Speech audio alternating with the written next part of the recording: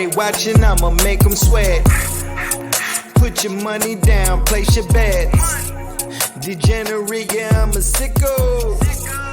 Who else gon' get you to the window?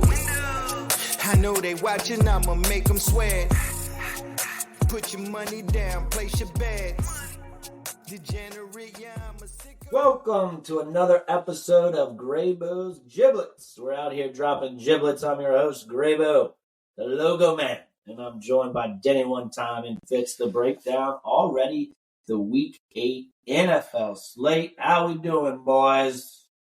Excited to be here, Gray. You sound excited. Fitz, you're back. Welcome back. Thank you. I'm happy to be back and talk about the Niners. Oh, man, Sam Darnold time. Let's go get right into it. Let's go to the board. Our three best bets of the week. To recap, Week 8. Denny overall is 10-11. He took 3 L's on the week. Tampa Bay minus 2.5 L. Chargers plus 5.5 L. Commanders minus 3 L. Some emphasis. All right, dude, back that week. Got anything to say first of all about that? Yeah, taking it 0-3 is not fun. Losing to you to Jabroni's is not fun. So I went to the lab extra hard. I dug in, and I've got 3 winners this week I'd like to announce. Number 1, Joe Burrow getting 4 at freaking Fitz's hapless Niners. Hapless. No Brock Purdy. Trent Williams is not playing, right? No, he's not playing. Nobody's playing. The Niners are cooked. They might still win, but not by 4. There you go. Give me Cincinnati. Just win by a field goal. I will likely take the Bengals in the money line. I like the Ravens laying down at the Cardinals. I think now that the Cardinals are getting a little more exposed, they're kind of going back to who we thought they were at the beginning of the season. The only teams they played well against really is the NFC East, and the Ravens are not in the NFC East. The third game I would like to take is the Green Bay Packers at home versus the Vikings. I think the Vikings and Packers are both going to have a little bit of mean regression. They're not that far apart. Packers playing at home. Vikings still don't have Justin Jefferson. Kirk Cousins last week played as well as a quarterback can play. If you watch that game, he was surgical, and I don't think he can do it again. Give me Jordan Love a little bounce back spot, a get right spot. They're going to win by between 3 and 7 points at home. Yeah, primetime Kirk, baby. I kind of like that. I mean, the Vikings beat the 49ers. Big win Monday night. Short week. Going to Green Bay. Not bad. 3-0 this week, Denny, maybe. Fitz, 12-9-1 overall. He also took Tampa Bay minus 2.5. Loss. Packers minus 1. Loss. 49ers minus 6.5. A loss. We are 0-6. Yeah. Recap right now. Pretty bad. Tampa had a chance. No one else really had a chance. So nothing to really be too upset about. I'm also going to take the Bengals plus 4. Brock did practice in limited fashion, so he might have a chance. I like Sam Darnold filling in there. Debo's out. Trent Williams did not practice. He may or may not play. That's probably the biggest piece. That's probably bigger than Brock playing, is Trent. So yeah, they're reeling a little bit. I think it's okay. It's just week 6, week 7. We're not concerned. We lost to the Bears and Broncos last year and made it to the title game, so we'll be okay. I'm panicking. No, when it's worth, when I say they're cooked, I mean just temporary. I think they're still my favorite NFC team, most likely, but just temporarily cooked. Yeah. Gotta get healthy. I'm also going to go to the trash here in a game that I have zero interest in watching. This is why I'm betting it. It's the Falcons at the Titans. What is the over-under on that? Under 40. Titans plus 3 on Bet Rivers is the best line I could find. And they're at home? Yeah. So the Falcons Arthur Smith is just not doing anybody any. And the Bijan, that was devastating for everyone's fantasy team. Yeah, I did. What? DK did credit you back in some regard. I got like a bonus bet, but that was tough. Was it a stomach illness? I don't think it's clear. A headache. Yeah, something weird going on. Yeah. And then I can't do these picks without giving you a total. So over Texans and Panthers 43.5. Bryce Young, CJ Stroud. Oh yeah. Texans are a unit, but I'm not going with them this week. All right, so for me, I am 15-7 overall. 2-1 last week. That was a tough week too. Colts survived, +3, got the win, stopped that 2-point conversion. The Chiefs, -5.5, got the win over Denny's Chargers. But the Lions were nowhere close to +3. That was a big loser. So, but I'll take 2-1. That was a tough week. Take 2-1. I am on the Ravens with Denny -9.5. I think Lamar's going to run all over Arizona. He's starting to look really good. Mark Andrews is a beast. He's got some weapons in Zay Flowers. They can get the running game established. A little play action. He's going to be able to throw the ball deep against this Arizona defense. Love the Ravens this week. Colts, going back to the Colts, +1 at home. Minshew now runs the ball. He had like 2 rushing touchdowns. He put a little shimmy on you, too. Yeah. He's not bad. He's not bad. I like him. He has that interview with him. He said he had Zach Moss on his fantasy team. So I'm a Colts fan right now. Seahawks, -3.5 at home. Like that. Geno Smith. Hopefully DK can come back this week. We will see. But I like that line a lot. So I'm going Ravens -9.5, Colts +1, and the Hawks -3.5. I think we're going 9-0 this week, fellas. What do you say? Bounce back week. I'm ready for it. He's ready for it. Prop City. Denny. Hit a prop, I baby. finally won a prop. Hit a prop. Scary Terry. Over 57.5 was a win. I think he had somewhere 90 receiving yards. So it gets you to 2-6. Fitz and myself picked Cooper Kupp over 90.5. Big loss. I think he only had 29 receiving yards. And hand up here, Puka is really good. Yeah, Fitz, can you go back and dig up last week's podcast and get a soundbite where I asked if Puka and Cooper Kupp are both legitimate fantasy assets, and he just missed my question.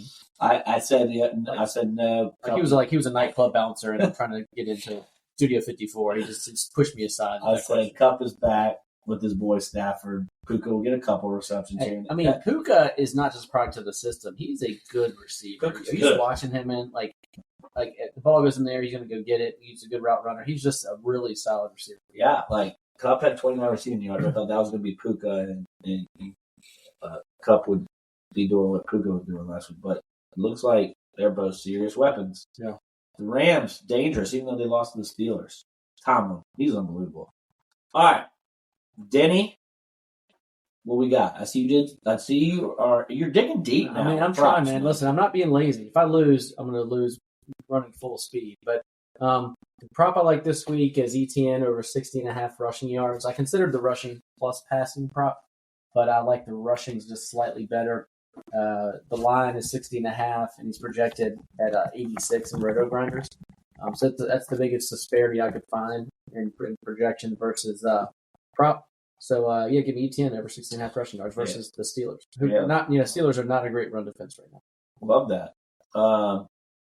Fitz, what do you got?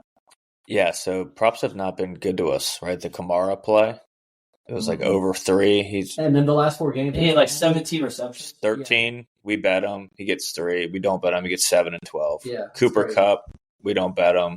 He gets 118 yards, 148 yards. We bet him 25 yards. So I don't know why I would put this juju on my guy, but if Sam Darnold does play, I'm going to prop almost everything. Yeah, seriously. I think it's going to be twofold, right? I think he's going to play well, and I think people are going to argue that Purdy is a product of Shanahan's system, like they already do, even more so. But I still want him to do well, and I think he will. But in case he doesn't play, I'm going to go with our guy Tyson Badgett over 193.5 passing yards. Going to let him cook this week, right? Last week it was just hand the ball off, get the ball out to DJ Moore a few times. This is just one to root for. So he's one of my the Chargers stink. Yeah, well, I just this Tyson Bagent kid has got my attention because he growing up in Southwest Virginia. He's like every kid I went to high school with. You know, he just talk like the way he talks, the way he dresses. Like he just cracks me up. He's like just a country urban dude that happens to be in the NFL. What would you do if you didn't make the NFL? I'd just CrossFit myself to death and get jacked. CrossFit myself to death and get jacked. Shepherd University's finest Division II. Love it. We won some games, and that takes us to my prop. Thielen has just been an absolute monster in receptions. Bryce Young safety blanket over 5.5. He projects around 7. Got that on Road Grinders as well. So I like Thielen to cash that. I know Fitz has been riding him a lot with reception, so let's keep riding that. And take that over 5.5. Let's get 6. All right, so that gets us into DFS. We've had a little we have a little pattern here. Get a big win, goose, big win, goose. We goose last week. So this week, time for a big win. We had some highs. I mean, we had Lamar and Foreman. You had to have Foreman in pretty much all your lineups, 3 touchdowns if you wanted to cash a lot. We did not have them in a lot, so that's kind of our lows. Not enough Foreman. We didn't have Mahomes and Kelsey a lot. Walker was not the lock we were looking for. He didn't score. Pacheco was not very good. So that kind of like what killed us last week. So let's bounce back. At quarterback, Duke, who do you like up top? Who do you like value-wise? So I do like Lamar this week at the top at 8,100 versus the Cardinals. I expect him to put some points on the board before they shut it down with a big lead, hopefully. In the mid to cheap end, I think just Kenny Pickett. I'm not a big Kenny Pickett guy. I just think he's very cheap. If you look who he's next to at 4,900, and look at the spot that he's in. I just think that he's exceptionally cheap. And then if he does play, Sam Darnold is 4,300. That's like a free square. And then I do hope he plays well, and there's a quarterback controversy. Love it. I'm all in on Lamar this week versus the Cardinals. So if you want to spend up, he's the guy to go get. But you can also get, like you said, a Pickett for 4,900. Love Sam Darnold because you can stack a lot of lineups. You can put in McCaffrey. You can match him up with Ayuk, even Kittle. Fitz said he's going to have a good game. So we'll have a lot of Darnold. Like Minshew's value at 5,400. Like I said, he's getting rushing touchdowns now. That's huge.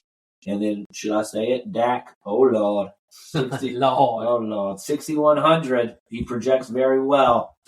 Is kind of another mid-range guy you can go get. I know that's a little scary, but he can also possibly be low. So those are my quarterback plays this week. What about running back, Denny? Who do you like? McCaffrey is very expensive, as usually is, and he's usually worth it. I do think this is the spot where I definitely will mix in some McCaffrey at the top. Towards the middle, Kamara is a pass-catching machine. We talked about that at 7,300. I think that's pretty good value there for what he's been doing the last 4 games, and I think he'll continue. And then finally, on the cheap end, DeMarcado, the guy for the Cardinals, at 4,800 is really cheap if you're looking to save some money there. And I think he officially has the starting role now. Mm-hmm. Ingram. That's right. So I'm with you with Kamara, 7,300. I think he's the best play on the board for the money in his projection.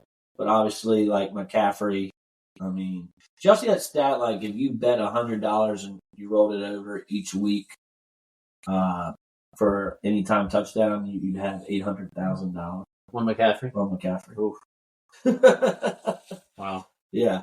Breece Hall, like this week, 5,900. Pacheco, go right back to him at that good number. Running back ugly again this week. Yeah. I didn't like it. But I do like this one. And if you have him in fantasy football or he's still on free agency, I don't know why. But with no Jerome Ford, Kareem Hunt, 5,200 in your fantasy lineups, get him in. And then you can also get it here for 5,200. I like that. He's a pass catcher. They don't have anybody else really. I think they signed Jonathan Wilkins over the weekend, but he won't play. So Kareem Hunt, he's back, baby. Fitz has him on the squad. Playing him? Traded him. Trade him. Okay, moving on. Let's go to wide receiver. All right, wide receiver always got to find. This is where you win it or lose it, in my opinion, because there's so many receivers. Got to have the cheap guys that can score touchdowns, and then you're in good shape. So, Denny, who do you like? So at the top, Tyreek is going to play, but he's a little dinged up. I usually like him, and I would probably like him if I knew if he's 100%, and I still might play him. But for now, I'm going to say my favorite pick at the top is CD at 7,600. With that? Pair with that? You got to pair them. Exactly. I do like Zay Flowers for the Ravens, 5,600, and against Cardinals. And then the kid Downs is still cheap for 4,800. He's good. His prices has been going up, but he's been a value almost every week the last 4 weeks. Yeah, love that. Two of those guys I have. Zay Flowers, 5,600. Downs at 4,800. Minshew feels comfortable with Downs, and he's a big playmaker. So, he might not have a catch going in the fourth quarter, but he might have one for like 80 yards and a touchdown at any time. So I like that for that number. Thielen, 6,600. Scary Terry at 5,300. And then there's Kendrick Bourne, 4,700. Mac Jones is one of Mac Jones' favorite targets, if he can hit him. But Tyreek Hill is an absolute freaking monster. If you can fit him in, and he's playing, he says he's playing, go do it. I mean, I think he's projected to be the top receiver by like 4 points, which is a big gap. And then Jamar Chase. We have all these guys picking Bengals over here. I haven't heard his name. Well, Joe has to throw it to someone. Chase, 8,100. All right, tight end. Tight end is always tough. Usually we try to stack our quarterback with our tight end. I'll say this. If Kelsey's 8,400, we know that he's the guy you should play, but he's expensive. So who else can we go to, Jimmy? So if you're looking at the top, you have to make this decision most weeks, either Kelsey, Andrews, or Hawkinson. Of those three, I just think Hawkinson is the cheapest and the best value of those three, but you can't ever go wrong with Kelsey, obviously. So Hawkins, 6,200.